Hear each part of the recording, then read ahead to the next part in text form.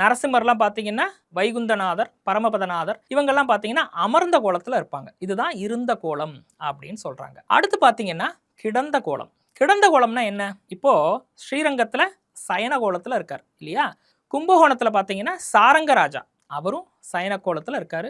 அதே போல பரிமளரங்கநாதர் மயிலாடுதுறையில் அவரும் சயன கோலம் அதில் இருக்கார். இதெல்லாம் கிடந்த கோலம் அப்படின்னு பேர். அடுத்து நடந்த கோலம். நடந்த கோலம்னா என்ன அப்படின்னா வாமனர், திரிவிக்ரமர் இவங்க எல்லாமே பார்த்தீங்கன்னா ஒரு ஸ்டெப் அப்படி எடுத்து வச்ச மாதிரி இருக்கும். இதுதான் நடந்த கோலம் அப்படிங்கிறது. சரி, நம்ம கும்பகோணம் வரதராஜ பெருமாள் என்ன கோலம்? நின்ற கோலத்தில் இருக்கக்கூடிய பெருமாள். இப்போ பெருமாள்ல நிறைய கோலம் இருக்கு.